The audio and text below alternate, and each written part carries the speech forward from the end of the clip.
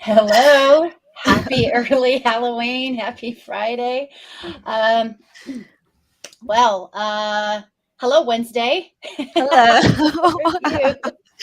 Wednesday, yes. Hello. Yes, yes. And Tom. Hi. Good morning.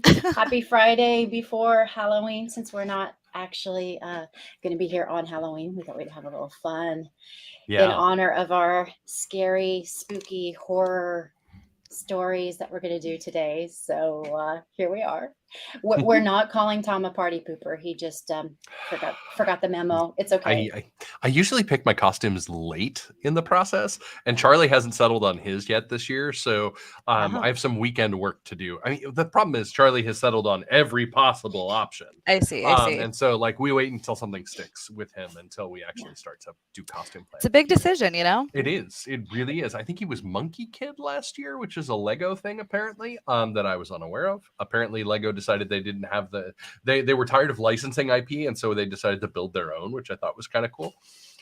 So yeah, he was Monkey Kid last year, and I think we've got a lot of work to do this year. I think he's been talking about going as a Jedi, or Oh, going in something in that realm. So we'll have to figure love out that. what my costume equivalent Do is. you always do a family coordinated costume? Not generally. I was going to say my favorite though was we did Iron Man one year, and I got to be Happy. Oh, And so like yeah, it was going to say I even like pulled out the tie and did the shirt and the tie and the That's suit jacket fabulous. for that. So, but yeah, that was good. That was fun. awesome. I mean, this is pretty much my standard pretty much every year.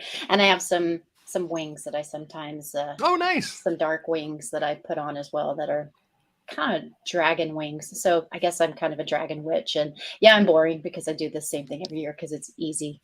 My kids may or may not. They're old enough. One's a teenager, one's almost a teenager. So they want to trick or treat, but they don't want to dress up. So Mm. they will be, you know, surly teenagers for Halloween. I'll say that the best costume I ever had was I actually made an Alexa. So I'll have to find a picture of it because it was really, really good. I got like blue lights and put it around, and yeah, so I was an Alexa for Halloween, and it went over very well. Strong That's pull. awesome. Strong Yeah. pull. Definitely.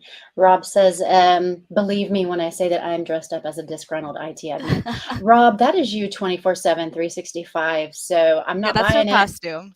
Yeah. That's just everything. So, well, if Oh you're my joining us, gosh. The tweet in the chat from let's see, who was that, Jonathan, is worth looking at. That's an amazing Halloween costume of some Endor rebels, including the land speeders, or the speed bikes. So check that out. Definitely don't miss that. Oh wow, oh, that is I'll awesome. pull that up later. We might have to pull it up and share screen really briefly. Mm. If this is your first time joining us, welcome. Yeah, We're not we get always a this little. weird. Aren't we though? That's a lie. Aren't Yeah, we? That's a lie. fair enough. Just maybe not dressed up and weird. Just normal weird. So what we do is we will talk a little bit about community and meetups, a little bit about product news, and then the main part of the show today is spooky, scary horror stories of IT security because it is still Cybersecurity Awareness Month. So That's right. we invite you to tell your horror stories. You can tell them in the chat, or we can pull you up on stage and have you tell them. In fact, I do have one person in the queue who has agreed to come up on screen and tell their story. So when we're ready for that, we'll pull him up. If any of the rest of you want to, uh, feel free. You can do it on audio or you can do it on camera, whichever one works. We'd love to have that. We had some really fun stories for Sysadmin Day, and we thought we would do this again because who doesn't have a horror story? And yes, Tom, I will probably have you tell your horror story again because it's a good one. And then at the end, if we have time, we will talk about IT news and all of that's a horror story too. I was about ready to go back to bed after reading all of those today. um, so let me flip over and get started with community. because we got some stuff going on. Just in this morning, like you are the first ones to hear this, brand new. We added an MSP section today. So thank you, Chris and Pam, for pushing me and twisting my arm into doing that. So new. I haven't even put a post on the community about it yet. Like it is brand new.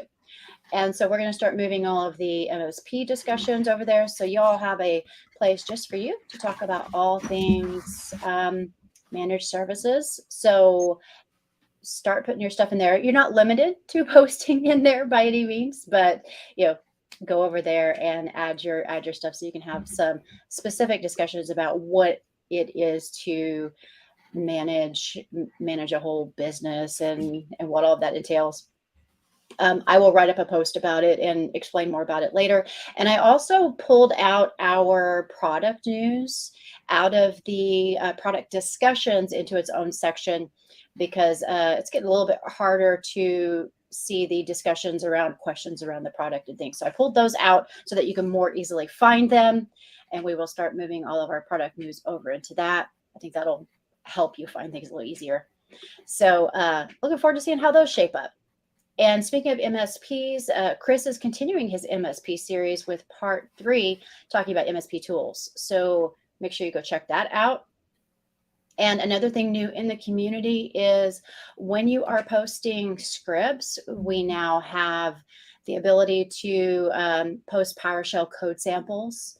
So before there were all kinds of other samples available, but you couldn't do PowerShell in particular. So the correct colors and linting would show up, but now you can. And so I have a whole post about how to do that up in the community. So I'm really excited to have that available so that when you share, it'll show up properly.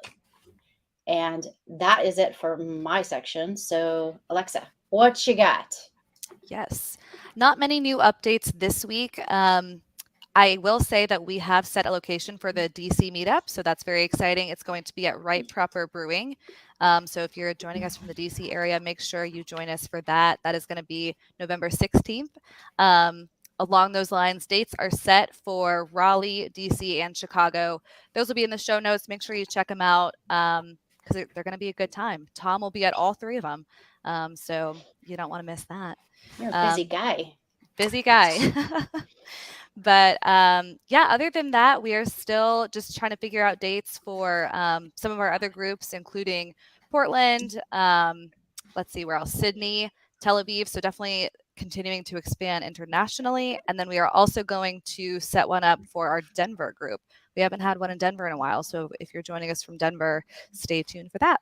But yeah, that's really all I got this week. Short and sweet. But meetups are always a good time. So make sure you join us. Yeah, it'll be great fun to meet the folks in Raleigh and Chicago, and then see our awesome people in DC in just a couple of weeks. Gosh, it's almost November. How did that happen? I know. Crazy. Pretty soon it's, I guess once we get past Halloween, then it's full on holiday season. Thanksgiving. We cannot neglect the Turkey Day. I am all about the Thanksgiving holiday. My favorite. Bring on turkey and dressing and gravy and mashed potatoes and even green bean casserole. Wow. Green bean casserole, man. I don't care if anybody else poo-poos it. I like it. Comfort food. It's good stuff. That's exactly right. Yeah. So I guess after meetups, we've got a little bit of product news. Just a little bit. So Tom. Yeah, anyway. So we got 3 things to talk about this week. The first one is a change that's coming to the Jump Cloud platform in November. You may be used to the console page where if you go to console.jumpcloud.com, you see a username and a password field. We are going to be changing that up a little bit here to make it more usable and to make it more extensible, which is one of the really exciting parts of this process. We'll have some video coming to YouTube in the next couple of days, and there'll be some customer communications around this. So don't think you're not going to know all about this when it comes out. But the idea here is that we're going to move to a place where you put in your email first, continue to the next page, and then type in your password and automatically at that point send you your push notification to JumpCloud Protect on your mobile. Or at that point, also, or you can also use a TOTP code. The other nice thing is that there's going to be a Remember Me checkbox. And unlike many of the Remember Me checkboxes out there on the internet, this one works. And will automatically on future sessions, once you've typed in your username, send you the login credential or send you the login push via your Protect app, or be ready to accept your TOTP code. So the idea here is that let's take passwords out of this as much as we possibly can. So there's a lot of really good stuff coming down the pike related to this. We'll probably have one of the PMs from our auth team come join us here as we get closer to rollout. This one's really exciting because it does a lot of really cool stuff behind the scenes that has a lot of future abilities here. Here at JumpCloud, we really want to be an open directory platform, and that means we're not necessarily the only source of truth for identity. So this is a step forward to doing those kind of things, a step forward towards passwordless in more and more places. And I'm really excited for the future here. So, this is a big change. I'm really excited for it, and go to town from there. Second big story, obviously, the announcement of Remote Assist on Monday. You will notice that, your workstations now have the Remote Assist application on them. This is something that's powered directly out of the JumpCloud console. We heard from a lot of customers that they're really excited about using this feature. It's a $0 SKU, totally free. Talk to your account manager to get it added to your account. And it's really straightforward to use. So we're really excited about this. This is the 1.0 launch. There's some additional features coming over the next 6 to 9 months that are really exciting, including Silent Assist. So for those server-based workstations where there is no user on them on the regular, you want to be able to get access there. And so, I think that there's a lot of really cool stuff coming down the pike for that. If you're not ready for remote access, that's okay too. And there are command templates for removing the remote assist agent from your Mac OS and Windows devices as well. So drop into device management commands and then click the green roundel to get the option to add a command from template. From there, you can find the uninstall remote access assist option there, so that you can take that away. And yeah, like was mentioned in the chat, Remote Assist is available for free for use with unlimited devices. So if you're really interested in giving this a shot, please do take a look at that. You do need the agent on the device, but you do not have to pay for those devices if you're not using them for other things within JumpCloud. So lots of really cool stuff here. Really excited about the Remote Assist launch. And of course, that takes us to the other product that's brand new, which is Password Manager. Password Manager technically launched late last week, but I haven't seen you since then. So I definitely wanted to call that out. This is going out to customers on a case-by-case basis. This is a new purchase SKU. But it's a great way to kind of bridge the gap between single sign-on use and, old-fashioned passwords. So, you'll have the ability to do shared credentials through your JumpCloud environment. You don't have to reveal the credential to the end user, which I think is one of the coolest parts. Works for both mobile devices as well as your, desktop platforms. So give those a look. Definitely excited to get those in the hands of users so we can learn what you're unhappy about and what you like, and build more of the things you like and less of the things you don't. So lots of great stuff going on there. Awesome. All right. So next up, we are going to be telling some stories. And I'm trying to find my friend here in the list so I can invite them on stage with us. Does anyone else tell us in the chat if you want to come tell your stories? Because again, we're just going to have some fun telling those horror stories of what we have seen. And we've all seen some things, I guarantee you. Oh yeah. Things you can't unsee. Yes, once you've seen them, you can't unsee them. We've even got some things in the news we'll share later that are scary as well. So, Dr. Russell, I have invited you up to stage. You'll have to accept it. And once you accept it, we will introduce you and bring you on. So we will give him a second. I probably have some tales long ago. Nothing recently. I mean, I think JumpCloud's pretty good. Oh, There he is. So this is my dear friend, Dr. Ken Russell. We worked at Cisco together. We've been friends ever since. He's currently the Chief Innovation Officer at New College Institute in Virginia. And Dr. Russell, anything else you want to do for your introduction? Oh, I don't know. First of all, can you hear me okay? Yes. Yep. Yes, we can. Probably not. Okay, you can. Good. Yeah, Oh, I had yep. to mash a bunch of buttons. That was the scary part this morning. Like, ah, Yeah, I everything's think fine. we lost your video though. We had you, Yeah, and then might be connection. Oh, we had him, and then says I've got you. Yep, yeah, there you are. Okay. Okay. All right, so I have to move a little bit, but no, you can hear me okay. So, yeah, I've been involved, as Becky said, at Cisco, of course, but before then, outside of enterprise architecture for Bank of America, I did a lot of work with Duke Energy. My first role was where my first story, I have 3 stories for you today. But my first story was with a company, you may know them as Modus. They've since changed names, but a staffing company. That's was my. Hang on a second. Alexa, is he cutting in and out for you, or is it just me? A little bit. Yeah, a little bit cutting in and out. There, Ken. Okay. Yeah, we might have to give you a second. And yeah, he went off camera. How's that? Is that better? Yeah, Fine. we might. Yeah, we might just have to have you be off video so we can hear you better. Okay. Yeah. So let's see. So it says Tom evaporated, so I'm going to disappear. So I'm gonna disapparate, as they call it, right? So we're using these spooky terms. So if you can hear me, okay, I'll go with the stories. Do you have like some sound effects, or what do you want to do? No, I couldn't get them to work through the speaker. We can pretend. We can go. It's pretty good, Becky. All right. Well, that's actually really good, because story number 1 is the word of the day is frightful. It was me being very scared, because here I was, a young CIO with a big company, and I thought my kung fu was better than anybody else. So I ordered a pen test. I said, there's no way no one's going to get through my network.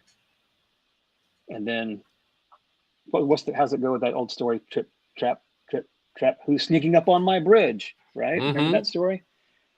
I ordered a pen test, and guess what they found? The scary part, and I'll finish the story really quickly. The scary part was the pen test was our front receptionist. Oh, She let the keys to the kingdom out, because the guy walked in and said, oh yeah, Ken Russell hired me to come do this. And what was that password again? He told me that you would give it to me. She gave it to him. Son of a. So it was one of those things where you learn really quickly that the weakest link can mhm. kill you. So that was a scary thought. And we did training after that from, you can imagine how that ended, but that was a scary thing, that your technology may be in really great shape, but the human factor can bring you down in a heartbeat. So that's scary story number 1. Scary story number 2. My words around this one is spooky, scary, creepy, dark. This is just a couple years ago. So I do a lot of fractional CIO work in what I do. So I had a client, and I went over. They're a large national company. I can't tell you who they are, but they had a remote office where I live in North Carolina, and they said, "Here, we're sending you a laptop. Please go over and get it set up over at our remote office." I said, "No problem." So I go over there. I got all my IDs and I got all my badges, so in case they don't know who I am, I'll do that. But I get there, and it's this large facility. Doors that go creep is very spooky. So I walk in, and it's dark and no one's around. And then finally I see a lone light in the corner. So I walk over to there and open the door. Exactly. Thanks you for the sound effects. I swing open the door, and a guy in his best Southern accent, he says, hey, have some coffee, is what he said. I said, great. I said, my name's Ken, and Who sent you? Well, the folks over there, sitting with this laptop set up, plug it into the your network, and I would, get all set up. And he goes, well, that's that blue cable right there. Just plug it in. And didn't ask me for my ID. Didn't ask who sent me. He just said, there's the blue cable. This So- just terrifies me. This just me. Ah! Yeah. Yeah, I was going to say the number of times I've walked into situations like that, just by knowing somebody who worked there or knowing somebody how to ask for something in a way that an engineer might, that have gotten me access to a building's core closet or and they've been really helpful at the time because it was like, hey, I need to get into this closet to fix something for a customer. But yeah, definitely scary there. So. Yeah. Yeah. And then my final one is how I scared my staff. So I was the root of this story. I call it the shocking CIO visit. Okay. This was at a university some years ago, and I was a CIO, but I lived just off campus. And we had the network go down about, as they always do, about 3:00 in the morning. So I got up because I have a little alert that lets me know. So I get up, I walk over to campus, dark of the night, and then I get there and I see our probably entry-level BA, tech. He's the one that got the call from his, manager, my guy, and he's just in a Twitter because he doesn't know what to do, but he's got this whole network down that's really basically a typical thing, right? The server room's hot, so the system's shut down. So he had gotten the air conditioner back on, so he was fine there, but he didn't know how to restart the system. He was scared to death. And then all of a sudden the door swings open, and it's me, his boss's boss's boss. Got the Jesus at 4:00 in the morning, right? So there I am at 4:00 in the morning, and he says, "Oh my gosh," and I didn't realize it at the time that it'd be that intimidating. But but very quickly he couldn't put a couple of words together. So I said, "Okay, we got this." I said, "So what's the problem?" He says, "I don't know how to restart the servers." I said, "Okay." I said, "There's basically a kind of a protocol. You do this one first, you do that one second, and this one goes." And he was just kind of like shaky. So I rolled my sleeves up. I tried to basically not let him think I was some ogre, some corporate ogre, some executive ogre. And we just sat and started the machines together. And then about 10 minutes later, everything was fine. And he had this huge sigh of relief. But I thought, gosh, this is the Steve King story. Wow. We should have put a That's all my stories picture for of today. Shrek up as your avatar or something. Yeah, there you go. I know. Shrek is CIO. You're exactly right. Well, those are great. It's funny, those restart procedures will get you every time. And not having a good handle on what you need to restart and what order is so important.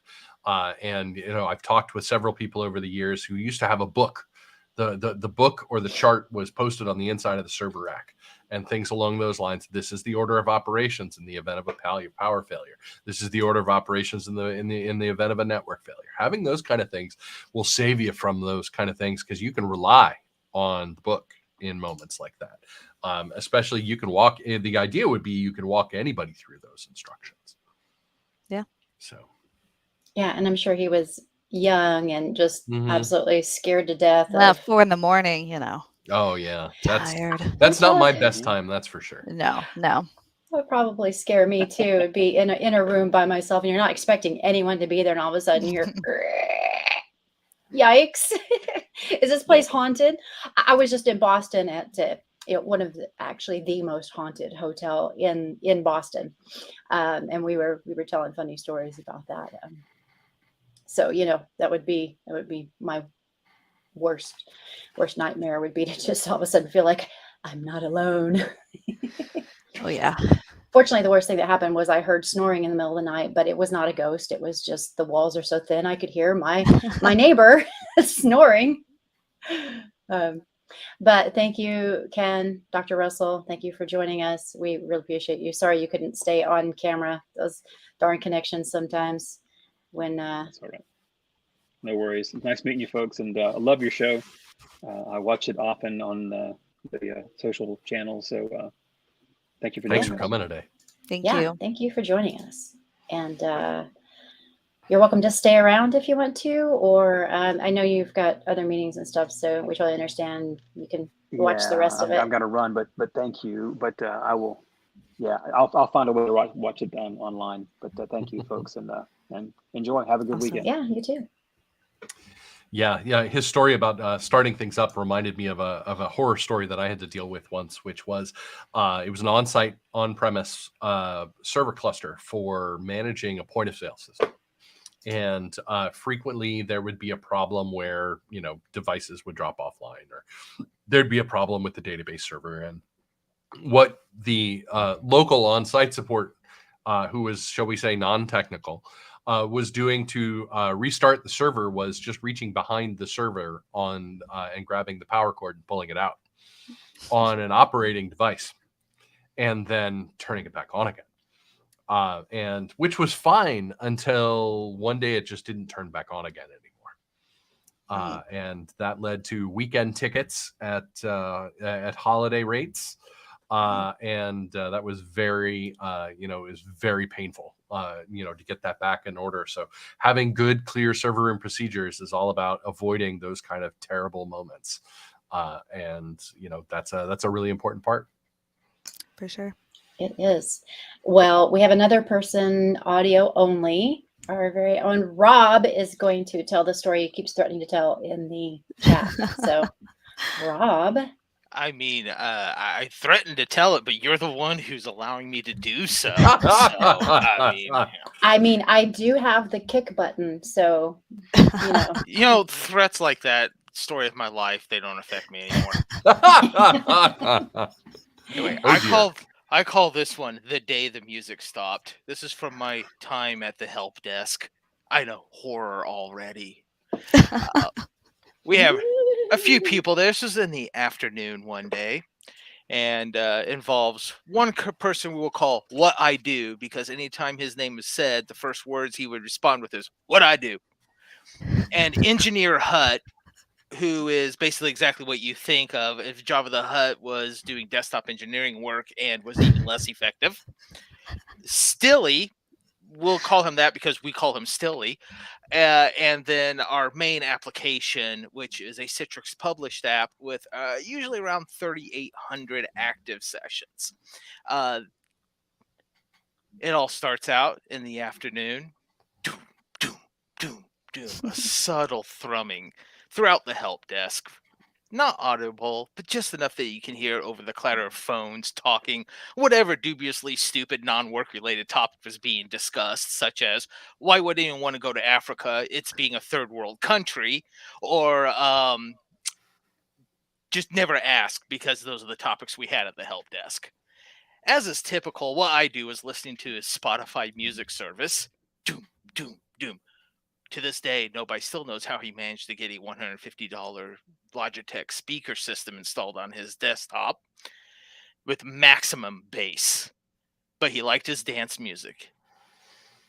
So in a few moments of conversation, we're trying to get Stilly to understand that Africa was a continent, not a country. Then the lack of maximum bass started to sink in. What'd I do? Why'd you turn off the music? I queried from halfway across the room. What'd I do? It just stopped. After a few moments, every phone in the room started ringing. Quite rapidly, the status board for the call queue began racking up on the number of users on hold. Stilly's lesson on Eastern Continent geography, all English, started to be put on hold. We began answering phones as rapidly as possible, as help desk in crisis mode are wont to do.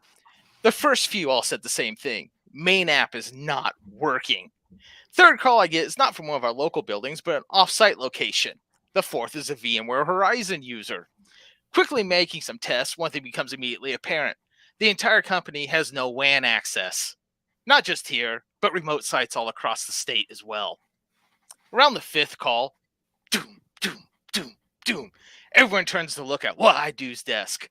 Do we have internet backup? Sounds like it, comes a response. Doom, doom. Once again, the music stops. And then a few seconds later, doom, doom. And then it stops. Every few minutes, it would play about 5 seconds of music. At this point, we've got no idea what the networking team is up to, but it's obviously in their area. I decide to ping Google, and all the packets drop. If all packets are dropping, why are we still hearing Yolanda Be Cool tell us that we no speak Americano? On a whim, I decide to run the ping continuously, and I find we have a 98% packet loss after 30 seconds, and about a 4,000 millisecond response time. Quick IM to my Cultish Shadow IT group in the networking team to find out that they've noticed yet. Turns out to be a good idea, as they had no clue that there was a problem. I don't know what magic powers they have, but they finally found something with saturating our outbound 20 gigabit per second WAN. We're talking 2 10 gigabit fiber links. We continue to handle the absurd amount of calls, backed up by snippets of maximum bass for about 30 minutes. Finally, doom, doom, doom, doom, doom. It keeps going. 10 seconds, 20 seconds, 30 seconds, a whole minute. We have internet back. All 12,000 employees can now watch stupid cat videos on YouTube again. I verify I can reach Google, Apple, Reddit, TSL reports. All of them work. All to the backing track of No Speak Americano. It keeps playing until all of a sudden, doom, doom. Oh no, not again. And then a second later, unts, unts, unts, unts. Oh, okay, just another song was starting. Engineer Hut speaks up from the back of the room where he sits. It's okay, I fixed the WAN issue and we should be now. Wait. He fixed the WAN issue? How? He's not networking. He doesn't have access to anything close to that level. Despite his name, he actually doesn't have the power of a large smuggling ring and a retinue of bikini-clad slave Carrie Fishers. He does, however, have the equal amount of undeserved ego. I find out about an hour later, in a way, Engineer Hut did actually fix the problem. Mostly because he was the problem. Turns out the WAN was saturated because Engineer Hut decided 1 p.m. would be an ideal time to update all of the SCCM distribution servers across the entire company. Really, I'm not sure who's at fault here. Him for doing an update like this with no planning or modification, as is wont to do, or networking for never hearing of a thing called quality of service controls. But this did not end up being the only time that his Hutness managed to kill the WAN at that company. Happy Halloween. Thank you, Rob. That's a solid one. Definite facepalm, Jeff. Woo! Oh, Kelly's asking, are we about to find out that Engineer Hut is named Leroy Jenkins? No, Leroy Jenkins has a good coffee. Speaking of coffee. Oh. The Leroy Jenkins brew is actually pretty good. Yeah. Not gonna lie. Oh, Red Solo Cup. No, it's in there, Tom. Think... Water? Sure. Probably. After this week, I'm not sure. I believe you. Well, thank you, Rob. We appreciate that. Did you want to share anything else? Did you have any other stories? Oh, I've got plenty of them. I just don't have any of them written out well enough that I can remember them without stumbling over all my words. I just did bad enough when I was reading. No, you were fine. You were fine. Amazing storytelling. Yes. Wonderful. Well, no, I'm going to wait for the surprise. I'm going to let Kelly tell her story before I talk about the fun surprise that we had. So, Kelly, I have invited you up on stage, and you can tell yours. Let's see. There! Yay! Coffee. So I have two, because call center stuff reminded me of another one that's actually a really good story. So the real quick one is I was on a screen share session with a user, and I was talking to them and talking them through getting something installed, and they have admin access on their machine. And I said, okay, so, the prompt popped up, and I said, okay, so this is going to want you to enter your computer password, because we're dealing with something where you had a separate site, like account login for it. So I was trying to help distinguish between the two. So I said, this is the password you use to log into your computer. and I'm on the phone with him, so I hear him go thump, and there's one character that shows up in the password, and he hits OK, and I went, "Is your password one character for your computer?" And he said, "Yeah, it's a space, so no one can guess." And I went, "No to that whole sentence. No." Yeah. So that was fun. I didn't that was one of the few times I didn't know what to do with the information I got from the person on the other end. I don't know. You're admin on your machine. Don't. Yeah. I look at my eye twitching to go back to Shrek. Like I had nothing. So I used to work. I was tech support for an ISP in the dial-up days, and we had a spot where in Oregon, on the Oregon coast, in Astoria, it rains a lot, and water soaking the ground also soaked to the phone lines, and it would make it hard for some people to get dialed into the internet to get connected. Astoria is a very old place, so the phone lines were all very old, so there was really not a whole lot we could do about it. Until one day, we discovered that nobody in Astoria could dial in at all. They couldn't get into anything. We listened to a couple of people said, like, you know, it just, like, it's not answering on the other end or something. Somebody joked to me and said, is anybody, is the modem on the other end just not answering? And I was like, yeah, maybe they're just all out for lunch, and just sort of joking with them. And I hung up and I went, do we know anything about where the modems actually dial into in Astoria? Can we find out, like, if there's more going on? Because nobody can even connect right now. So the person at the desk next to me made a couple calls, found a couple other people, discovered that the Astoria POP, the point of presence, for Astoria was a whole bunch of modems that were just sort of stacked up in a closet in the back of a retail location in like a strip mall. And the people who were renting that space quit leasing it and moved out and didn't say anything to the ISP that was renting part of the closet in order to do this. And so when all the utilities got cut, the phone went out, the power went out, you know, everything was out in that stall in the mall or whatever. And so nobody was getting anything anywhere. So joking, I was talking to the person who said, yeah, he said that, you know, the people that were running that moved out and there's like no utility there anymore. And I said, can we run an extension cord next door for the afternoon until we can figure something better out? And that turned out to be the fix. I restored internet access in Astoria with an extension cord because somebody in Astoria went and ran it from the closet to the place next door until we could figure out how to get the whole thing set up in a better location. And I was joking. Rob, how long was the extension cord used? It was not a week, but it was more than a couple of days. In order to, before we could find a new place for the modems to live so that literally everyone in Astoria would have internet access again. Now, was this running outside to another building? Like out the door of the empty strip mall spot and into the building next door into an outlet next to the wall. So yeah. Yeah, I was going to say I used to support an organization that that had a large venue or a large building and then a building across the street.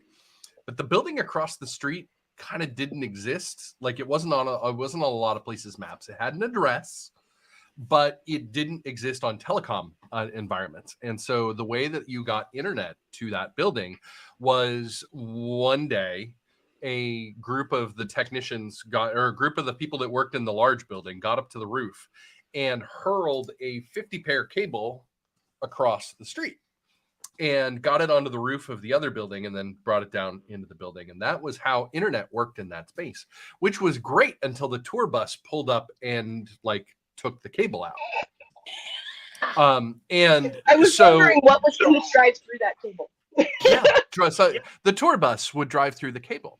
And so eventually they decided to replace the 50 pair with a lighter cable. And so essentially the problem was the catenary distance in the cable was the amount, the weight of the cable made it low enough that the tour bus could hit it.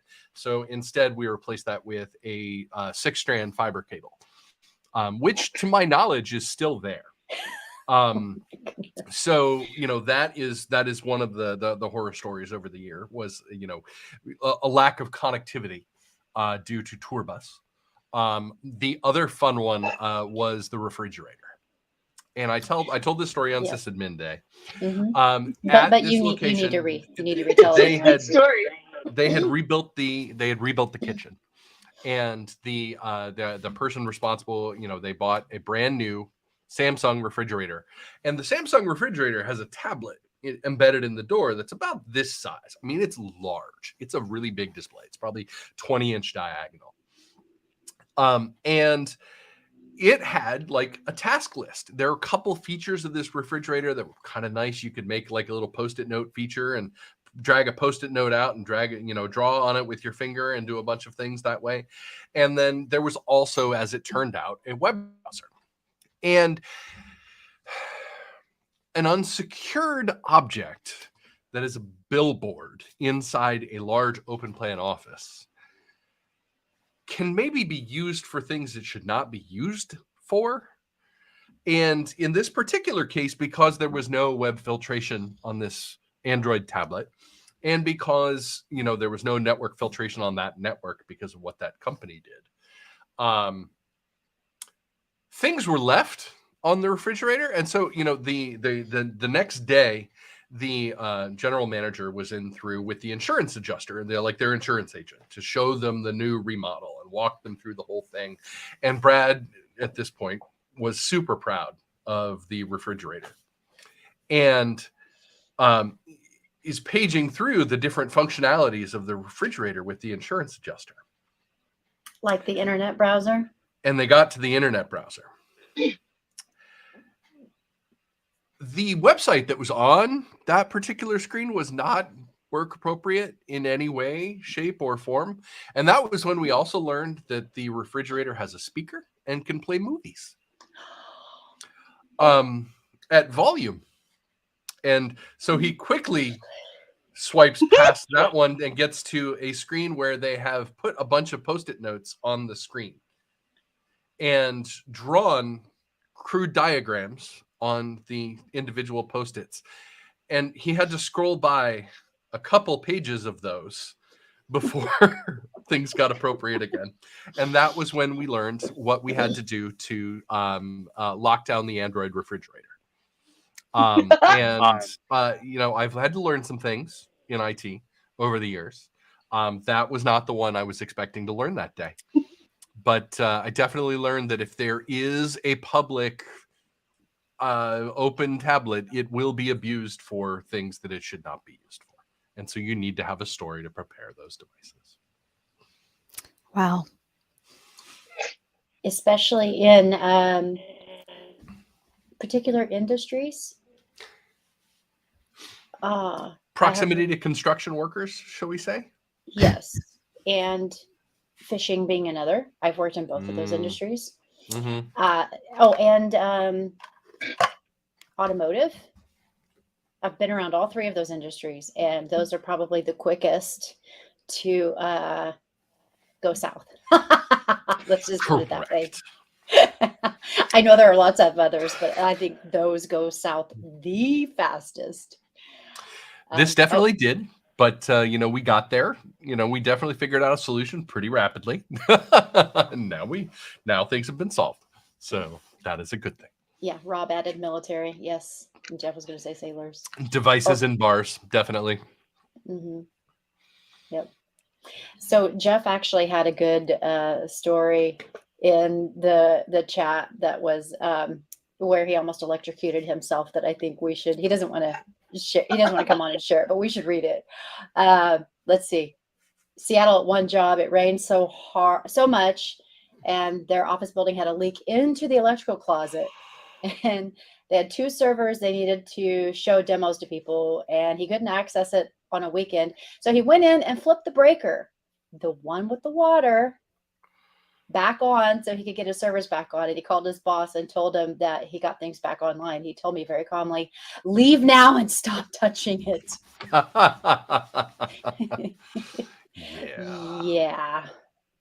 Yeah. Electrical and water. How old were you, Jeff? And what were you thinking? Oh my We admire goodness. the dedication to the job, Mhm. Correct. but So we've got a couple more. Does somebody else want to read Mark's and then Jonathan's? Oh, Mark says, I had a server room that didn't have enough cooling. Until the new mini split could be installed 6 to 8 weeks out, we had to leave the door open. The suite was badged, thankfully.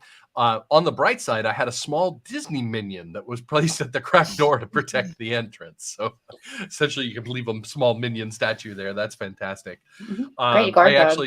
I was going to say, I worked in an office once where we did have the AC units in the server room fail, and it was 125 degrees inside the server room when someone arrived to help address the issue. It was really bad. It was over the 4th of July weekend here in DC. It was not a pleasant time. Jonathan says, had an office kitchen that shared a wall with the server room that had a water-cooled AC unit. Not only did the kitchen reno team tap into the AC water line, they decided to splice into the AC outlets that were in the server room. And when the fridge turned on, the backup ISP line would drop. Man, thank God. Thankfully, it wasn't the primary. Oof, that's no fun. So, Man, oh man. You just never know what shortcuts people are going to take. oh yeah, and Slap I was their gonna say hand. sometimes with electrical workers, you got to watch them like a hawk. They will splice into that dedicated circuit, and it will not be so dedicated anymore. Yes. Oh my goodness, yes. Let's see. Jacob, back up further, said, my first IT project as an intern was to clean up a few comm closets when I first walked in. I couldn't even see the switches or patch panels Oh. behind all the draped cable. Ooh, that is the stuff of nightmares, isn't it? Been there. Yikes. That's not fun. You can just imagine. Ugh. That does give me trying to figure all of that out. Yes. Oh. Jeff said he was 33 and I was dumb. By 33, you should know better, Jeff. Just saying. All right. Do we have any more stories to share? VLAN horrors, building fires, UPS fires, network. What network? Yes, lots of those. So you can see my black cat shirt. That's from a place in Keith, it North looks like Carolina. Keith might have a story. Sorry to Oh. interrupt, Becky. No, that's Ooh, okay. warehouse story if we want to hear it. Yes. Sure. All right. Let me find you in here, Keith, and invite you up before I go into what I was going to say there. Come on down. Kelly, thanks for coming on. Yeah, thanks, Kelly. Good to see you. Absolutely. You can hang out. Thanks for or having me. Hang out. Yeah. Warehouse. Always about the fun stuff. Okay, Keith. So you should have the invite. Great. Hey. Hello. So we had a saga of trouble with our server room, which was, so we had a warehouse where there was a line of offices along one wall, and then on the other side of it is forklifts and product and all that good stuff. So we had a server cabinet that had like a 6U AC unit inside of it, and it was working great. And then summer happened in Minnesota, which was a lot of humidity. So the we had blocked off all the air except this unit, and it was blowing water directly into the air intake of our servers. Oh no. Oh no. So we managed to restore the 2 servers that had a problem, get a dedicated mini split in the room. And then about a week after that happened, a forklift operator on the other side of the wall hit a sprinkler head, and it rained water down on top of the room. Luckily, the cabinet was completely enclosed, but the bottom 6 inches of the floor in there was all water. But the server survived that. But it was just like horror after horror. That's a lot of water. 6 inches of water. Yeah. Those are some serious sprinklers. Mm-hmm. Oh my goodness. Yeah. I would hate to walk in there and be like, ah! I got to watch once as the as one of the trucks loading into a venue hit the sprinkler head over the top of the loading dock. You do not realize how much pressure is in those systems Yeah. until it is all coming out that one sprinkler head. Oh my goodness. Looks like Jeff is happy he's not the only one with this type of story. Yeah. Not so much a scary story, but a happy story. I was once visiting our Seattle office, and we were in an office tower downtown, and there was a power outage in a 10-block radius, and everybody's running around, coming over to the tech side and the network admin, and when's the internet going to come back up? When's it going to come back up? Like, there's no power around here. And after about an hour of that, I was like, I took the whole tech team and we went down to a bar because I'm like, you guys should leave and come back tomorrow because there's no internet right now. Yeah, stop asking. Right? Exactly. Joy in the chat says, used to work for the State Department. My foot went through the floor of the classified server room at the really old embassy in Belize City. I can imagine. I've been to Belize, and some of the infrastructure there is Unique. not all of it is kept up. Let's just put it that way. Yeah. Wow. Well, thank you, Keith, for coming on and sharing that one too. Any others? Any more to add to that? We're doing great here. All right. So, Black Cat shirt. I got this when I was at a place called the Black Cat Shop in New Bern, which is here in North Carolina. I think I mentioned before, first capital of North Carolina, established in the 1700s. Very cool shop. But I came across something that when I saw it, I immediately thought of my dear friends at the IT Hour. And Rob mentioned something in the Slack lounge that reminded me that I have not shown this on the IT Hour yet. And so I had to bring on the IT Hour feet. I got these finger feet, especially for the IT Hour. And who knows, someone may get them one of these days, or maybe I'll just bring them out once in a while for the IT Hour. But I couldn't resist. I'm like, oh no way. We have feet now. So something is a foot, but it's not just a foot, it's 2 feet. It's 2 So feet. there you go, Rob. He says paint them teal and we're set. Yeah. I was going to see if we could get some branded somehow, like get a bunch of them and get a little stamp or a sticker just for kicks and giggles. I think Kelly's right on the money. I bet those come from Archie McPhee. They do make, so they have, not only do they have finger hands, they have finger hands for the finger hands. They had it all at this shop. I almost bought all of them, but I thought that might have been a little bit overboard. But since they had the left and right foot, I had to get them. But yes, you could get hands for all 5 of your fingers and then get mini hands for the mini hands. It was ridiculous, but yeah, kicks. I see what you did there. Get your kicks. On Route 66. We are about 5 minutes out, so I'm not going to really jump into news too much. Just know that there's a lot going on with there was a place in Australia that had Medibank apparently had all of their customer data exposed. They were denying it, but apparently they did. Horrifying news.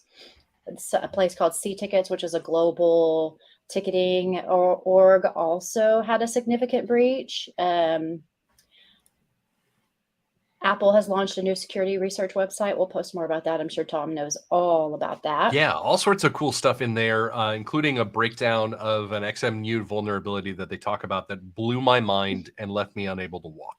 I mean, it was just seriously the most wild thing you've ever seen.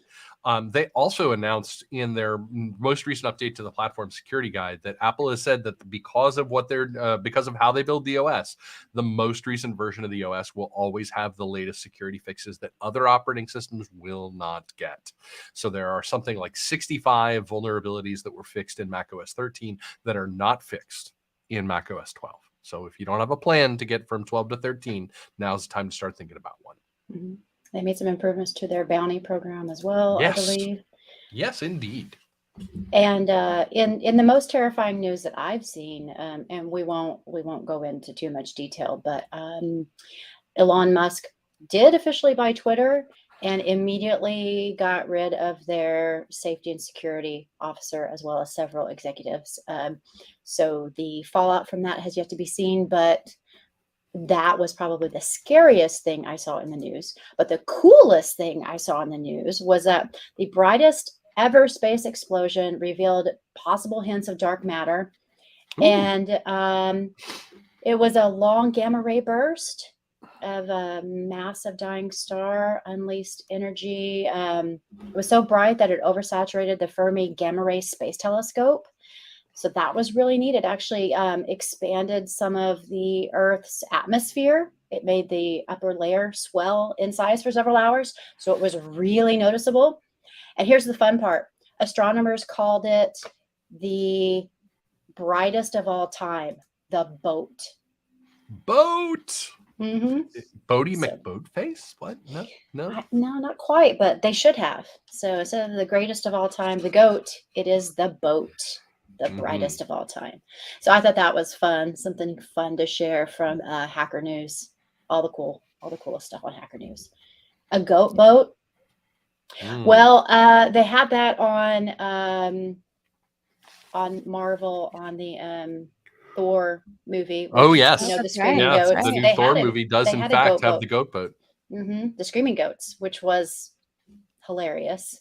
Yes, I thought it would be stupid, and it was, but also funny at the same time because you couldn't help but laugh at the screaming goats. Yes, you do. You haven't seen it, Rob. Yes, you do. Just realize that it is told from the perspective of, what's the guy's name? The character, the rock character guy. I forget. Oh, yes. Korg. Yeah, Thank you, Kelly. Yes, it's told from the perspective of Korg. So I think Korg is a slightly unreliable narrator, but that's what makes we love him movie so much fun. It really does. He makes up for it in being delightful. Yes. So that's what makes the whole movie so much fun, is because Korg is such an admirer of Thor that he just has to tell this epic journey of everything that Thor does. And so it really makes for quite an adventure.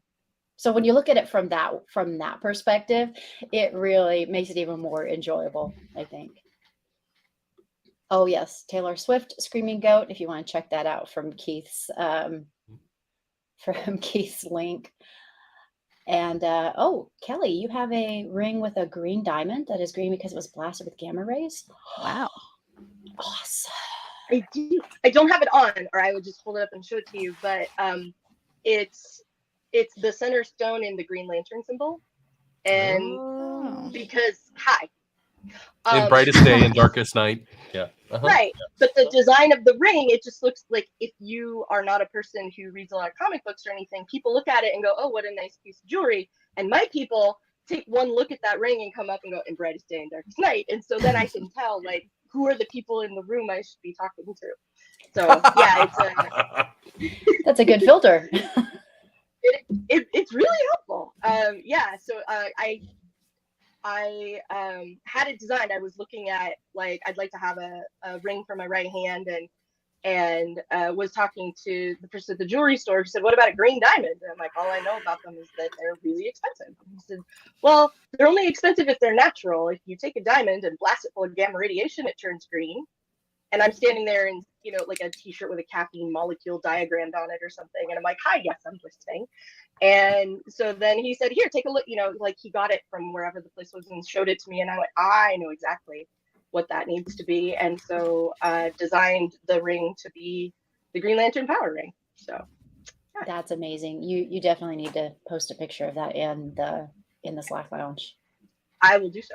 Yes, 100%.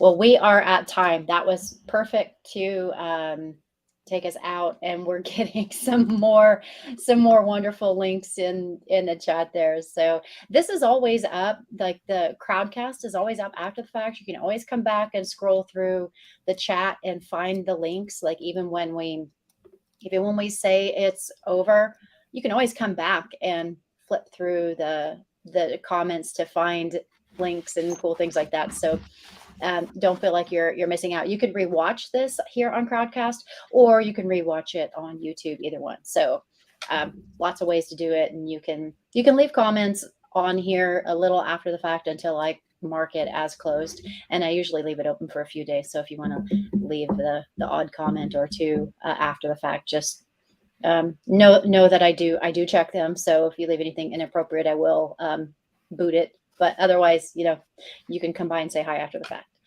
Thanks everyone for joining us. Thank you to all of you. Let's see, Ken, Rob, Kelly, Keith, everyone who has shared their stories in the chat. That was a lot of fun. We enjoyed the horror stories, the scary, spooky, scary skeletons. See, now I'm going to have to go watch that video because my kids have played that a million times.